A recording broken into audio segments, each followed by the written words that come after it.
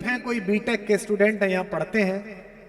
इन्होंने लिखा है कि कल आप बार बार आस्था के स्थान पर तर्क की बात कर रहे थे। क्या तर्क ही सब कुछ है? आस्था में कोई शक्ति ही नहीं होती? पहली बात तो मैं इस युवा बालक को आशीर्वाद देता हूं कि इसके मन में प्रश्न है। ये जिस संस्कृति में पैदा हुआ है, नाम प्रदीप है, इसका मतलब तो सनातनी है। हमारे यहां प्रश्न का आदर है। दो अलग अलग संस्कृतियां हैं। एक संस्कृति वो है जो अपनी बात को फाइनल मानती है, कहती है इससे आगे कुछ बोले तो गर्दन काट देंगे, सर तन से जुदा। और एक हम हैं, यहां किसी पर भी सवाल उठाइए, सब सवालों का स्वागत है। एक संस्कृति है जहां एक वर्जित फल को खा लेने के कारण आदम और हव्वा को पता नहीं था कि ये सेब क्या है। उन्हें बता देते कि ये नहीं खाना है, वो तो नहीं खाते, उन्होंने खा लिया और खाने के बाद उन्हें नीचे फेंक दिया कि जाओ अब तुम पृथ्वी पे जाओ। एक संस्कृति तो ये है। और एक संस्कृति ये है कि एक अपरिमित शक्ति से भरा हुआ दिव्य वायु और पंच माताओं में पूजित अंजनी के योग से पैदा हुआ बालक अपनी मां को थोड़ी देर किसी व्यस्तता में देखकर भूख से व्याकुल हुआ, तो उसमें आसमान में लटके हुए बालारुण सूर्य को सेब समझकर अगर खा लिया तो उससे सेब तो छुड़ा लिया गया, लेकिन किसी ने उसको शाप नहीं दिया, सबने उसे वरदान दिया कि तू भगवान के काम में आएगा, तेरा नाम आज से बजरंग बली रखा जाए। तो प्रदीप ने जो कहा है कि आस्था में कोई शक्ति नहीं है, क्या मैंने यह नहीं कहा कि आस्था में कोई शक्ति नहीं है। मैंने केवल यह कहा कि आस्था तर्क की कसौटी पर कसी हुई हो। आस्था है तो बड़ी अच्छी बात है, आस्था ही तो जीवन है। भगवान श्री कृष्ण ने भी अर्जुन से कहा श्रद्धावान लभते नरः। हे अर्जुन, जिसके पास श्रद्धा है उसे लाभ होगा। स्टेशन से आधी रात लौटते हुए जब कुत्ते भी ना भौंक रहे हो, आप जय हनुमान ज्ञान गुण सागर गाने लगते हो, इसके उच्चारण में आस्था की शक्ति है। यह जो रेलवे लाइन के कोने पर पड़ा हुआ एक गोल पत्थर, या गंगा जी की तलहटी से हरिद्वार ऋषिकेश से लाया हुआ एक पत्थर आपकी दादी, आपकी मां पूजा गृह में रख देती हैं और उसी के दरवाजे पर माथा टेक देती हैं, इसी शक्ति का नाम आस्था है।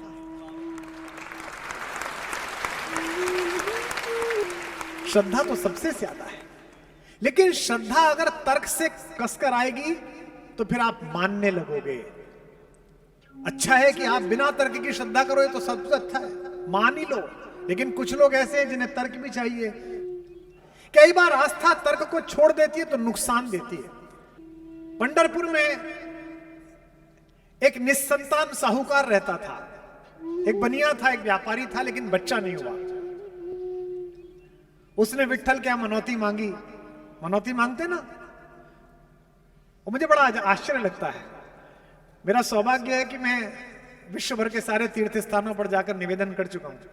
तो मुझसे शुरू में लोग पूछते थे क्या मांगा, तो मैं कहता था मैं तो कुछ मांग ही नहीं पाया। फिर कुछ लोग जो साथ के थे वो कहने लगते सोच के जाना सर, यहां मांगा हुआ पूरा होता है। फिर मैं निकला, बोले मांगा, मैंने कहा नहीं मैं भूल गया। तो एक ने मुझसे कहा कि आप बड़ी गड़बड़ कर देते हो, मांगते ही नहीं हो। तो मैंने कहा कि मैं मांग भी नहीं पाऊंगा। तो मेरे उस साथी ने पूछा क्यों नहीं मांग पाओगे? मैंने कहा अगर इसे भी बताना पड़ा कि हमें क्या चाहिए तो फिर ये किसका पिता और हम कैसी औलाद है? क्या बात है? उससे क्या मांगना? विष्णु से कहते हैं, विट्ठल से कहते हैं मेरा ये वाला काम करा दोगे भगवान तो 51,000 की प्रसादी कराऊंगा। किससे कह रहे हो?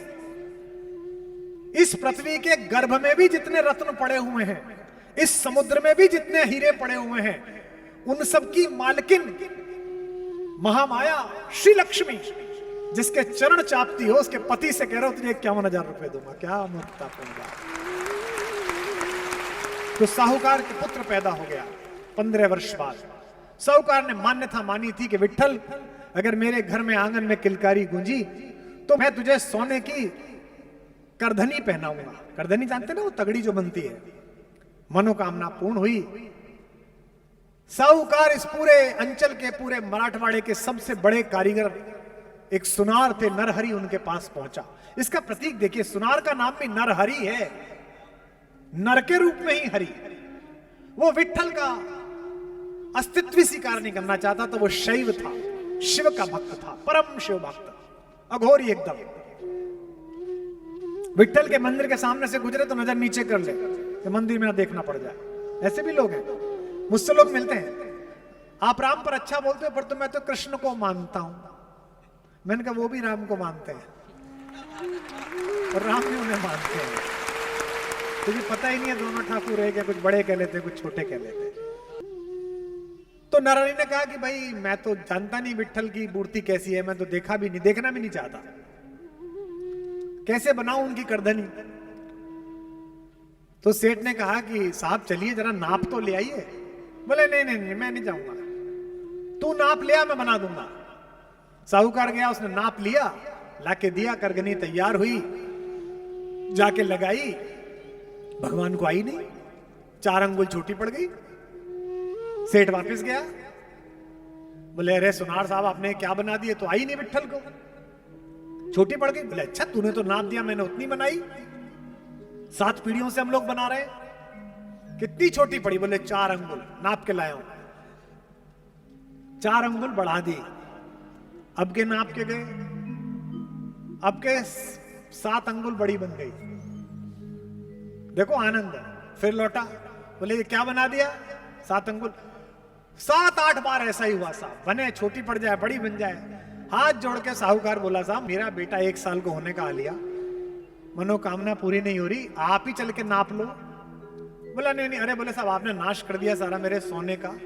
तो बोले एक ही शर्त पे जाऊंगा, मेरी आंख पे पट्टी बांध के ले जा, मैं नहीं देखना चाहता विट्ठल, मैं शिव का भक्त हूं। अब वो ले गए पट्टी बांध के, उसने विट्ठल की जैसे ही कमर नापनी शुरू की तो उसके हाथ में बागंबर प्रतीत हुआ जो शिव पहनते हैं।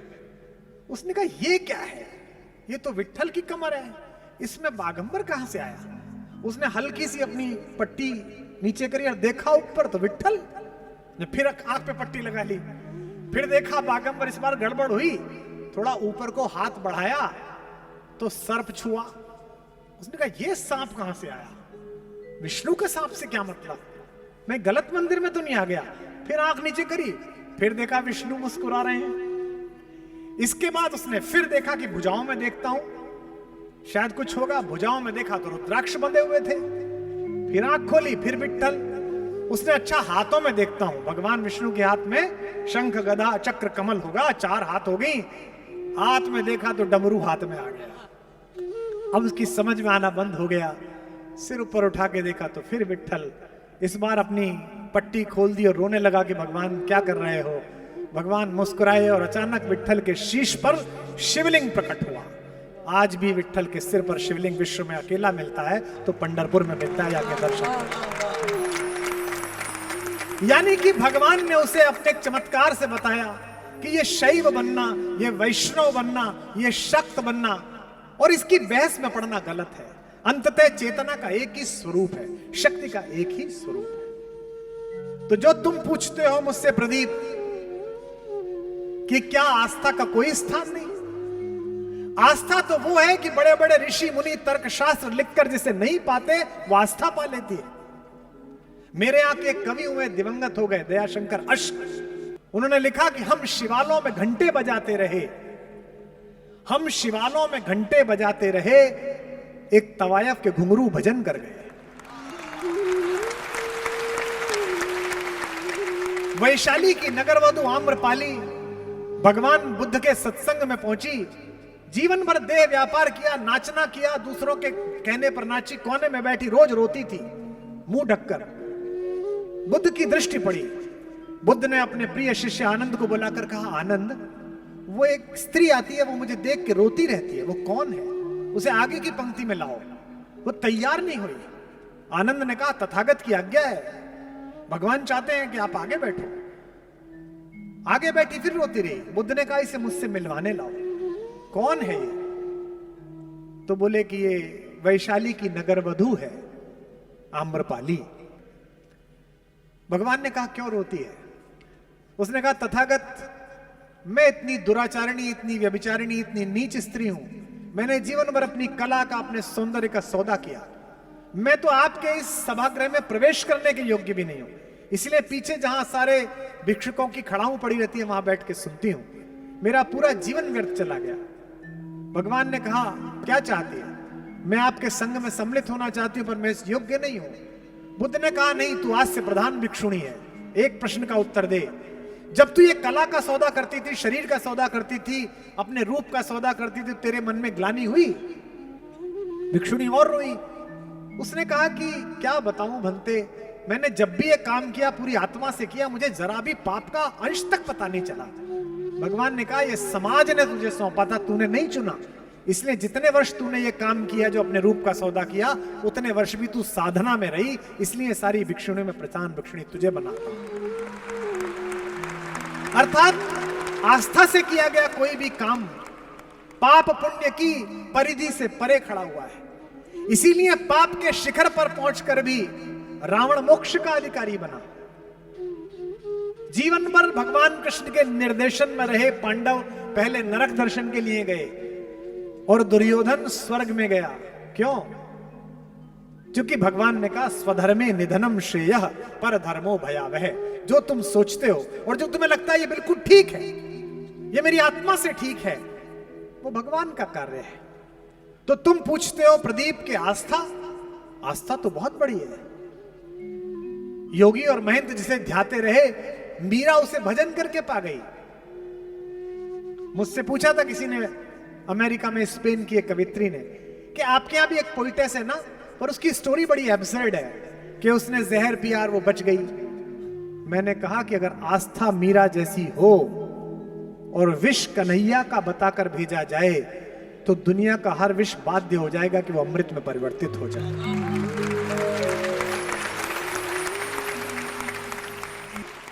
एक मेरे बड़े प्रसिद्ध आदरणीय बड़े भाई हैं, भारत के सबसे बड़े हृदय रोग विशेषज्ञ हैं। जो भी करोड़पति दिल में बीमार हो जाता है, वो सोचता है कि उनका अपॉइंटमेंट मिल जाए। एक बार मैं उनके घर भोजन पर गया, बातचीत होती रही। घर में जगह जगह गणपति, श्रीहरि, अलग अलग चित्र विग्रह लगे हुए थे। चलने लगे तो जहां से जीना मुड़ता था, वहां भी कुछ देवी देवता विराजमान थे। बात करते करते हर जगह खाना खाने गए तो मुझे शरारत सूझी। मैंने कहा, भाई साहब, आप इतने बड़े डॉक्टर हो, अमेरिका में इलाज करते थे, दिल को रॉबर्ट से खोलना आपने सिखाया, ये इतना ज्यादा भगवान क्यों, ये क्या कर लेंगे? उनका जो उत्तर है वो महत्वपूर्ण है। उन्होंने कहा, इसीलिए ज्यादा बड़ा आस्तिक हूं क्योंकि वैज्ञानिक हूं। मैंने कहा, क्यों?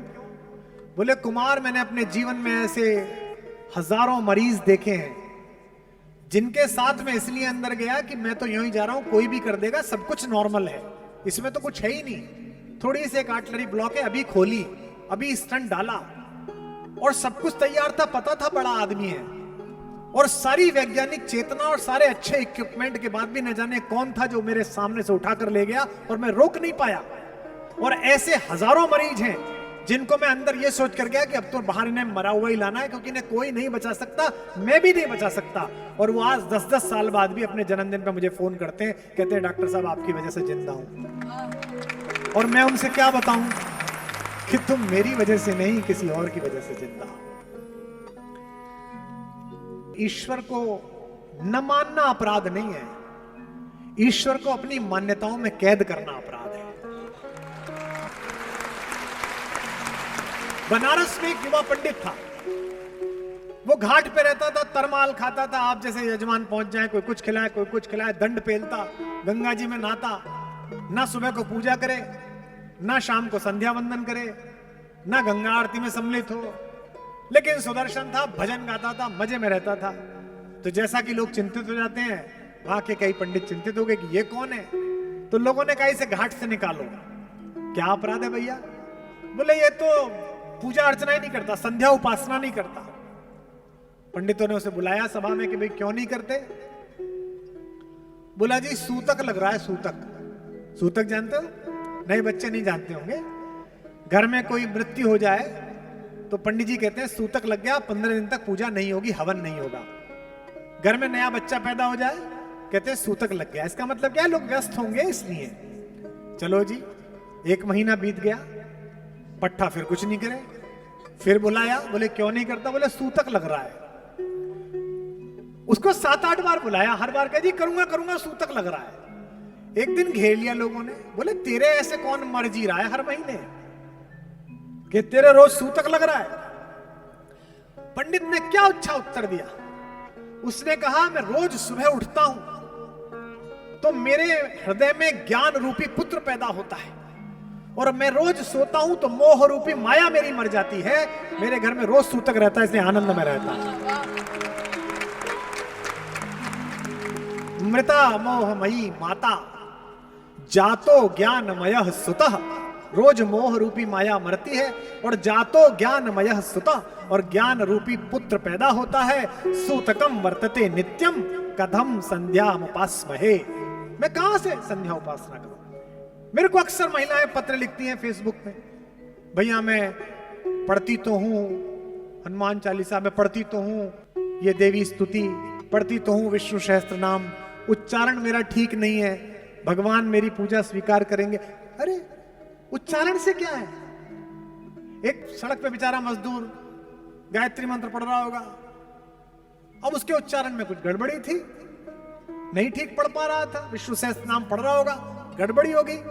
उधर से एक प्रोफेसर साहब गुजरे, वो कह लेंगे क्या कर रहा है, बोले भगवान की पूजा कर रहा हूं, भगवान को संदेश। बोले तू मूर्ख है, भगवान तेरा संदेश ले लेंगे क्या, है तो गलत संस्कृत पढ़ रहा है तू। उसने कहा नहीं जी ले लेंगे। बोले कैसे ले लेंगे, जब उन्हें पता नहीं चलेगा तू क्या बोल रहा है तो कैसे संदेश ले लेंगे। तो उसने कहा कि आपका बच्चा है कोई, बोले हाँ 9 साल का है, बोर्डिंग स्कूल में गया। बोले वो आपको चिट्ठी लिखे तो आप चिट्ठी को पढ़ोगे कि उसकी स्पेलिंग मिस्टेक निकालोगे।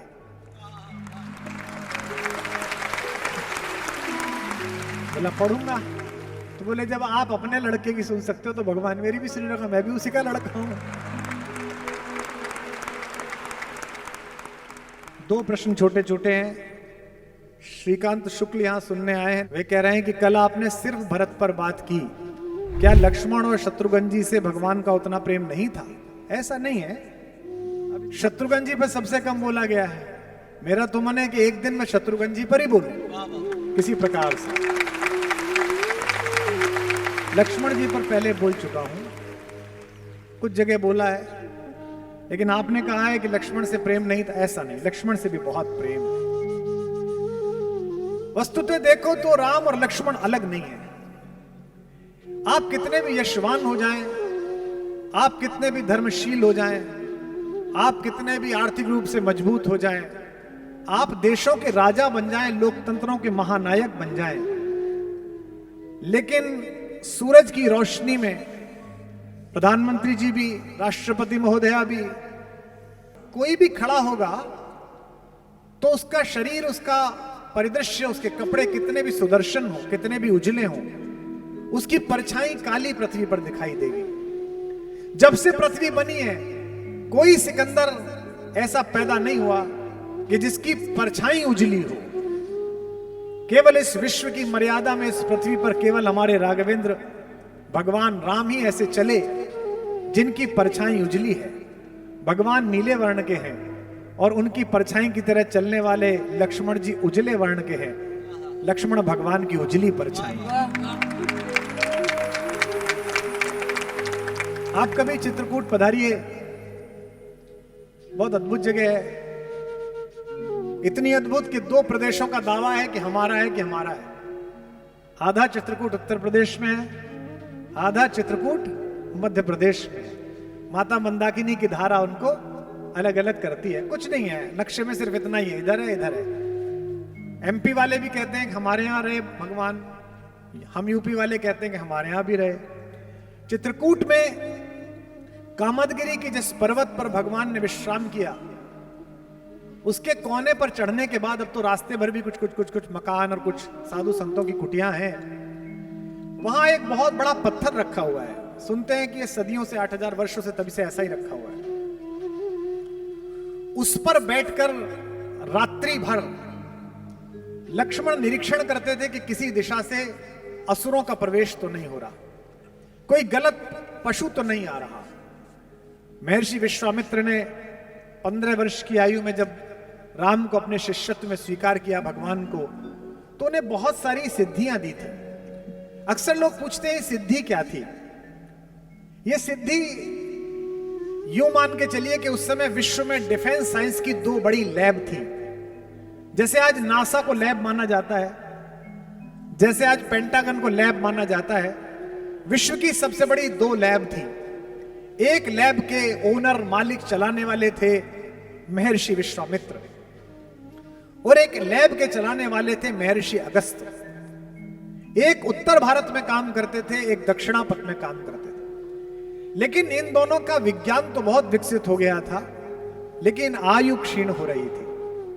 और ये दोनों ही एक ऐसे सुयोग पात्र को ढूंढ रहे थे जिसके हाथ में सदियों के शोध के बाद बने हुए इन वैज्ञानिक यंत्रों को सौंप कर जाए। पूरी दुनिया किस बात पर चिंतित है कि हमारा एक पड़ोसी देश है, उसने एटॉमिक बम बना लिया है। हमको लेकर कोई चिंतित नहीं है। हम तो सन 77 के बाद से इस प्रयास में लगे। शक्ति अगर गलत हाथों में आ जाए तो वो हिटलर पैदा करती है, और शक्ति अगर जगत के मंगल के हाथों में आ जाए तो वो गांधी पैदा करती है, पटेल पैदा करती है, तिलक पैदा करती है, भगत सिंह पैदा करती है। इस शक्ति को किसको सौंपूं, विश्वामित्र सोच रहे हैं। और विश्वामित्र ने योग्यतम पात्र का चयन किया, जिसका नाम है राम, जो दशरथ का युवराज है। दोनों भाइयों को लेकर गए, राम को सिखाया कि एआई का प्रयोग कैसे करना है, राम को सिखाया कि माया कैसे पहचाननी है, राम को सिखाया कि एक बाण से ही हजारों लोगों को कैसे समाप्त करना है, राम को सिखाया कि अनावृष्टि कैसे रोकनी है। लक्ष्मण को भी एक सिद्धि सिखाई। लक्ष्मण को सिद्धि सिखाई कि बिना पलक झपकाए जागते हुए कैसे सोना है।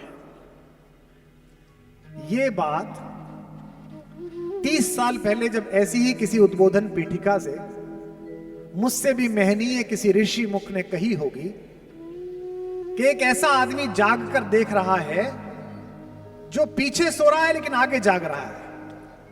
तो पश्चिम के विज्ञानवादी लोगों ने कहा यह तो संभव ही नहीं है, या तो आदमी सोएगा या आदमी जागेगा। आजकल नया घर बनवाइए तो जो एआई और ऑटोमेशन का काम करने वाले आते हैं आर्किटेक्ट के साथ, करोड़ों रुपए लेते हैं आजकल। पर्दा खुल जाएगा, पर्दा बंद हो जाएगा, वो पीछे हल्का वाला पर्दा खुलेगा फिर बंद वाला खुलेगा। तो वो एआई वाले कहते हैं कि हम जो कैमरा गैलरी में लगा रहे हैं ये आपकी रिकॉर्डिंग की मेमोरी खराब नहीं करेगा। अगर कोई आहट नहीं है, कोई चला नहीं है तो रिकॉर्ड नहीं होगा, लेकिन अगर बंदर कूद जाए, आदमी कूद जाए तो तुरंत रिकॉर्ड हो जाएगा। ये एआई है, artificial intelligence of N equipment. ये एआई सिखाई गई लक्ष्मण को कि लक्ष्मण आंख खोले बैठे हैं, अगर कोई नहीं आ रहा तो सो रहे हैं। लेकिन जैसे ही उस लेजर किरणों के किसी क्षण में किसी निश्चर ने प्रवेश किया, तुरंत ही लक्ष्मण जाग जाते हैं और उनका हाथ धनुष पर कस जाता है। ये एआई का प्रयोग। मैंने कहा कि खड़ी बोली में राम की कहानी सबसे पहले अग्रवाल समाज के ही एक कवि के यश में आई। मैथिली शरण गुप्त जी ने साकेत लिखी। उसमें पूछता है कवि प्रकृति से कि जाग रहा यह कौन धनुर्धर। देखिए लक्ष्मण की प्रतिमा पीछे, जबकि भुवन भर सोता है, पूरी दुनिया सो रही है, ये कौन आदमी है जो जाग रहा है। और कैसा लग रहा है? ऐसा लग रहा है जैसे कामदेव ने वनवास ले लिया हो। भोगी कुसुमा युद्ध योगी सा, कुसुम के आयुध जिसके हैं ऐसे योगी जैसा पैदा हो रहा है। भोगी कुसुमा युद्ध योगी सा बना दृष्टिगत होता है, किस व्रत में है वीर व्रती है, निद्रा का यों त्याग किए, राज भोग के योग्य विपिन में बैठा आज विराग लिए। कभी पूछता है कि ये तो महल में रहने लायक है, ये कामदेव जैसा सुंदर व्यक्ति वलकल पहने हुए और अपना तीर चलाए हुए ये कौन जाग रहा है। विशिष्ट सुरक्षा प्राप्त लोगों के अंगरक्षकों को आपने देखा होगा, वो दिन के समय काला चश्मा लगाए केवल यूं देखते रहते हैं कि किसी आदमी की किसी चहल पहल में कोई बुरा विकार तो नहीं है। लक्ष्मण इसी भावना के साथ रात्रि में देख रहे हैं। क्यों देख रहे हैं? कवि पूछता है क्यों देख रहे हैं, तो कवि को उत्तर मिलता है कहते हैं कि बना हुआ है प्रहरी जिसका इस कुटीर में क्या धन है। इस कुटिया में ऐसा कौन सा रिजर्व बैंक ऑफ इंडिया है जिसके लिए ये आदमी बैठा है रात भर, जिसकी रक्षा में रत इसका तन है, मन है, जीवन है। उत्तर देखिए और बलिहारी हो जाइए। मर्त्य लोक मालिन्य मेटने स्वामी संग जो आई है, तीन लोक की लक्ष्मी ने यह कुटी आज अपनाई है। कवि कहता है कि एक रिजर्व बैंक नहीं, पूरी पृथ्वी के किसी भी प्रकार के धन की जो मालकिन है वो इस कुटी में बैठी हुई है। वीर वंश की लाज यही है, फिर क्यों वीर न हो प्रहरी। विजन देश है, जंगल है, निशा शेष है, निशाचरी माया ठहरी। तो लक्ष्मण तो मेरे भाई, क्या आपका नाम है? श्रीकांत। लक्ष्मण तो राम की उजली परछाई है। पैदा होते से ही लक्ष्मण को पता चल गया कि मैं किस लिए पैदा हुआ। हमारे जीवन के चार हेतु हैं, धर्म, अर्थ, काम और मोक्ष। धर्म तो वो है जो हमें करना है। धर्मो धार्यति प्रजा, प्रजा जो धारण करती है वो धर्म है। रात्रि होने पे हम सोएंगे, ये शरीर का धर्म है। दिन भर का जो भोजन किया है उसका पाचक तत्व अलग निकाल दिया जाएगा और उसका अपाच्य सुबह ही सुबह हम त्याग देंगे, यह शरीर का धर्म है। लेकिन आत्मा का धर्म क्या है, उसका अर्थ क्या है, ये पहले दिन से लक्ष्मण को पता चला। मेरे बाबा कहते हैं गोस्वामी जी, 12 ही से निज हितपति जानी। बचपन से ही अपने हित के बारे में समझ लिया कि मेरा हित का पति कौन है, मेरा जीवन किसके चरणों में है। लक्ष्मण राम चरण रति मानी। कल आकुल की मैंने पंक्तियां सुनाई, उसी का एक पद सुनाता हूं। बचपन में चारों बच्चों को एक एक सोने के पालने में लिटाया और पहली बार सबको दिखाना था राज दरबार को कि कौन से चार बच्चे दशरथ के यहां पैदा हुए हैं। एक हमारे वे बाल स्वरूप, वे रामलला, दूसरे में भरत जी लिटाए गए, तीसरे में लक्ष्मण लिटाए गए, चौथे में शत्रुघ्न लिटाए गए। सब बच्चों के पैरों में घुंघरू बंधे हुए थे, सब आमोद कर रहे थे, सब प्रसन्न थे, नहाए धोए अच्छे कपड़ों के। एक बच्चा रोए ही जा रहा है और वो चुप ही नहीं हो रहा। वो चुप कैसे हुआ और वो कौन बच्चा था, यही श्रीकांत भैया तुम्हारे प्रश्न का उत्तर है। कि पालने में लखन व राम जी लिटाए गए, पालने में लखन व राम जी लिटाए गए। लेटते ही करुणा सदन चुप हो गए, लेटते ही करुणा सदन चुप हो गए, लेटते ही करुणा सदन चुप हो गए। पालने में लखन व राम जी लिटाए गए। लेटते ही करुणा सदन चुप हो गए, लेटते ही करुणा सदन चुप हो गए, लेटते ही करुणा सदन चुप हो गए। किंतु लक्ष्मण कुछ ऐसा तेज रोए, किंतु लक्ष्मण कुछ ऐसा तेज रोए। जिन्हें रोता देख धरती गगन चुप हो गए, धरती गगन चुप हो गए, रोता देख धरती गगन चुप हो गए। राजवैद्य आए कोई रोग ना बता सके तो, राजवैद्य आए कोई रोग ना बता सके तो। ज्योतिषी भी करके यतन चुप हो गए, ज्योतिषी भी करके यतन चुप हो गए, ज्योतिषी भी करके यतन चुप हो गए। गुरु ने उठाया और लखन को राम के चरण में लिटाया तो लखन चुप हो गए, तो लखन चुप हो गए, चरण में लिटाए तो लखन चुप हो गए।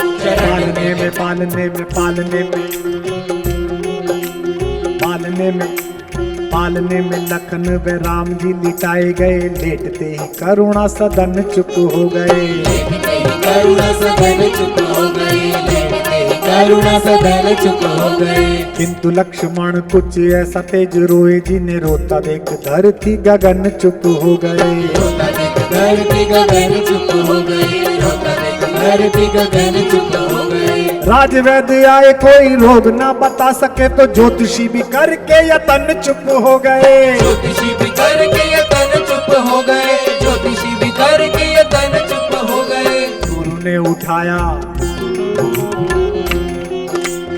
गुरु ने उठाया और लखन को राम के चरण में लिटाया तो लखन चुप हो गए। चरण में लगाया तो लखन चुप हो गए, चरण में लगाया तो लखन चुप हो गए। बचपन में जिस बच्चे को यह पता चल गया कि किन चरणों के प्रभाव से मेरे पीड़ा का उपचार होगा, वे लक्ष्मण है। इसलिए आपका प्रश्न कि भरत से कम प्रेम है कि ज्यादा प्रेम है, नहीं, सबसे बराबर है। और लक्ष्मण की मां मेरी मां सुमित्रा भी मेरी मां कौशल्या से कम नहीं। जाते हैं लक्ष्मण पूछने के लिए कि मां, भैया और भाभी वनवास जा रहे हैं कि मैं चला जाऊं कि नहीं चला जाऊं। आप मां हैं, आपसे पूछने आया हूं। मां कहती है तुझे किसी ने गलत बता दिया, मैं तेरी मां हूं। कहती है तेरी मां तो सीता है बेटा, तात राम सब भांति सने। और कहती है कि यहां रहने से अयोध्या में रहूं या जंगल में जाऊं। तो सुमित्रा ने क्या कहा, अवध तहां जह राम निवासु, तहां दिवस जहां भानु प्रकाशु। बेटा जैसे जहां सूरज निकलता है दिन वहीं हो जाता है, राम जहां रहेंगे वहीं अयोध्या हो जाएगी, तो इसलिए अयोध्या में। और मन ना बदल जाए, बेटे के मन में शंका ना आ जाए, इसलिए कहती हैं जो पे राम सिया वन जाही, अवध तुम्हार काम कचुनाही। तेरा कोई काम नहीं है। कैसा परिवार है, कैसी पत्नी है उर्मिला। सीता तो फिर भी भगवान के सामीप्य में है, चाहे वनवासी जीवन है लेकिन पति तो है, सुख दुख में साथ वाला। उर्मिला से तो पूछा भी नहीं गया। उर्मिला जब भरत आए जंगल में मनाने के लिए राम को, तो पूरे अयोध्या को लेकर आए। एक कथा आती है कि उर्मिला उस दिन आई। सीता उनकी बहन भी है, देवरानी होने के अतिरिक्त उनकी बहन भी है। वो सीता की कुटिया में बैठ गई। अब सब लोग बैठे हुए हैं, पुरुष तो अंदर जा नहीं रहे, तो लक्ष्मण से बात तो कर नहीं सकती। तो सीता बड़ी बहन होने के अतिरिक्त हम सबकी मां भी है। और जिनकी बड़ी बहनें, उन्हें पता हो कि बड़ी बहनें अक्सर मां हो जाती हैं। छोटी बहनें इस तरह बात करती हैं उनसे। मां से भी जो बात नहीं करती छोटी बहन, वो बड़ी बहन से बात कर लेती है। सीता मनोभाव समझ गई कि मैं तो अपने पति के साथ रहती हूं, उसने तो देखा ही नहीं है।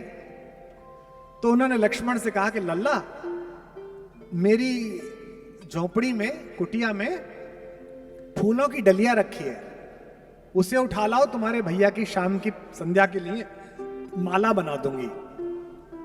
लक्ष्मण ने कहा जो आज्ञा भाभी। और तेज गति से लक्ष्मण गए। लक्ष्मण को क्या पता, जैसे ही कुटिया का द्वार खोला तो सामने उर्मिला, वो खड़ी हो गई।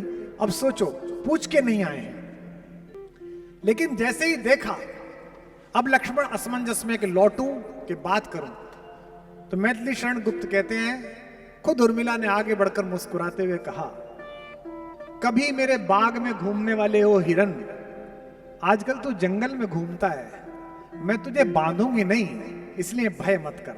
मेरे उपवन के हरिण आज वनचारी, मैं बांध न लूंगी तुझे, तजो भय भारी। लक्ष्मण भी कहते हैं कि मैं तुम्हें इसलिए नहीं छोड़ के आया कि मैं तुमसे प्रेम करता हूं, मैं तुम्हें इसलिए छोड़ के आया हूं कि सीता तो अधिकारिणी है राम का प्रेम पाने के लिए। राम अधिकारी हैं कि सीता जैसी दिव्य विभूति और भगवती का पाणी ग्रहण करें, पर मुझ में तो कोई योग्यता ही नहीं है कि मैं सीता की बहन का हाथ थामूं। वन में तनिक तपस्या करके बनने दो मुझको निज योग्य, भाभी की बहना तुम मेरे अर्थ नहीं केवल उपभोग्य। तुम केवल मेरी पत्नी नहीं हो, तुम जगत नंदिनी सीता की बहन हो। मुझे इस योग्य तो बनने दो कि कोई व्यक्ति ये ना कहे कि अरे कहां तो सीता का पति मर्यादा पुरुषोत्तम राघवेंद्र और कहां उर्मिला का पति। तो वे तो तपस्वी हैं ही, मुझे तपस्या करने दो। आप सबको पता है कि जब संजीवनी बूटी लेकर गए हनुमान, तो रास्ते में उत्तर प्रदेश क्रॉस किया। एयर सीमाओं का सर्वेक्षण था कि कोई क्रॉस ना कर ले। रडार ने बताया कि ऊपर एक अद्भुत तरीके का कोई यान जा रहा है। भरत ने कहा कि ऐसे बिना अलार्म के कोई अयोध्या की एयर सीमा कैसे क्रॉस करेगा, उतारो इसे नीचे। तो उनको तीरों से घेर के नीचे उतारा गया। टेक्निक देखिए आप। जब नीचे उतरे तो देखा कि वो तो राम राम बोल रहा है, हे राम हे राम। भैया आप कौन है? मैं अंजनी पुत्र हनुमान हूं, भगवान का सेवक हूं। कहां जा रहे हो भैया? उनके छोटे भाई को मूर्छा आ गई है। भरत बड़े दुखी है। भरत ने कहा कि ये उन्हीं का घर है, मैं उनका छोटा भाई हूं और ये चरण पादुकाएं रख के चला रहे हैं। उनकी सेवा सत्कार उन्हें जाना था, माएं बुलाई गई। क्या कहा कौशल्या ने? कौशल्या ने हनुमान के कान में चुपचाप कहा, भैया मेरे बेटे से कह देना 14 वर्ष प्रतीक्षा बहुत करी है, लेकिन लक्ष्मण के बिना अयोध्या ना आए।